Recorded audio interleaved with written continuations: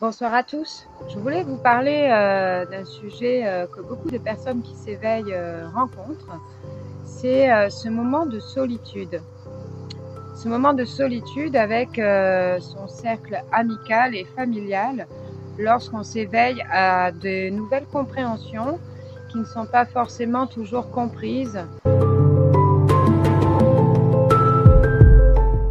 Alors, ce n'est pas toujours compris par notre entourage qui ont l'habitude de nous connaître tel que l'on était avant, mais par contre qui ont aussi cette difficulté un petit peu à entrevoir le nouveau nous qui émane soudain, et cela bien sûr qui est dû à cet éveil, ce niveau de connaissance et de compréhension auquel on commence à accéder. C'est comme si on avait toujours vécu avec des œillères et que d'un seul coup le champ des possibles s'ouvrait et qu'on avait enfin accès à des nouvelles perceptions. Et justement, au début, on a tendance à exulter cela autour de nous, à en parler énormément, avoir ce besoin un petit peu de l'approbation des autres.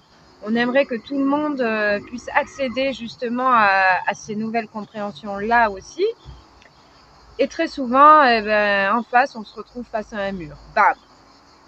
Et ce mur, ça nous plonge parfois dans le doute, ou parfois au contraire va faire en sorte que on va renier un petit peu les autres.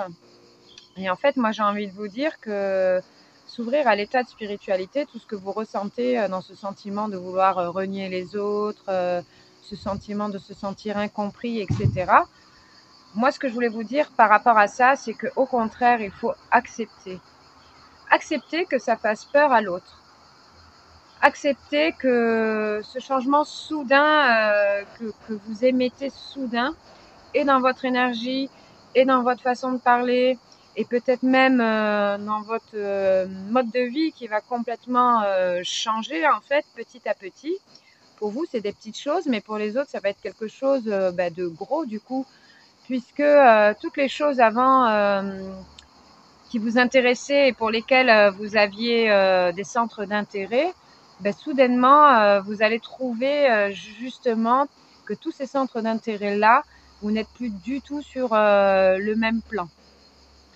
Alors quand je dis le même plan, attention, hein, je ne veux pas dire au-dessus, employer ce genre de mots, mais dans un autre plan, dans une autre dimension.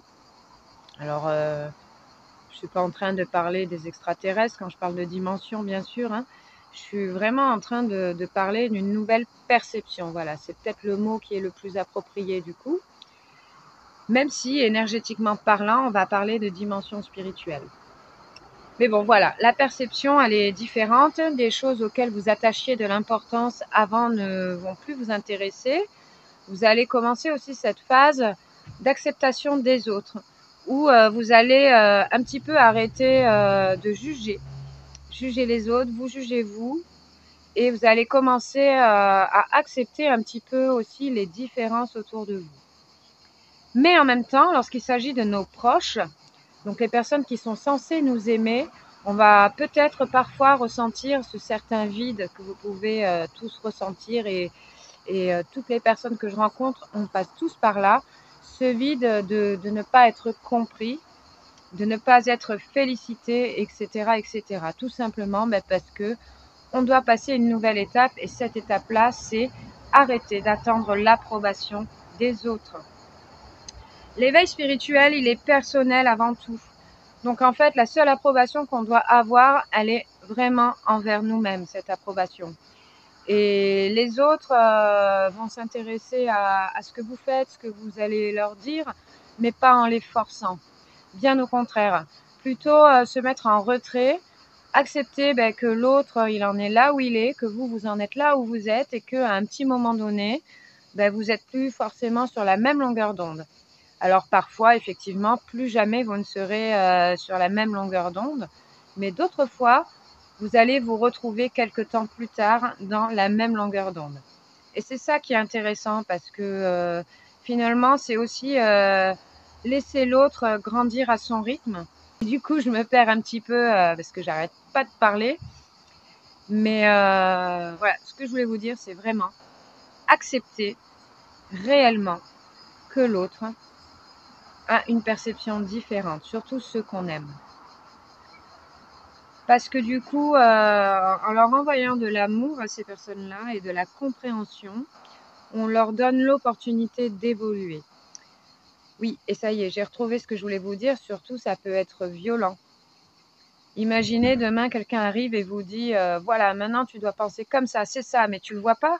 Ben non, je ne le vois pas tant que je ne l'ai pas vu de mes propres yeux, tant que je ne l'ai pas ressenti en moi, je ne peux pas comprendre.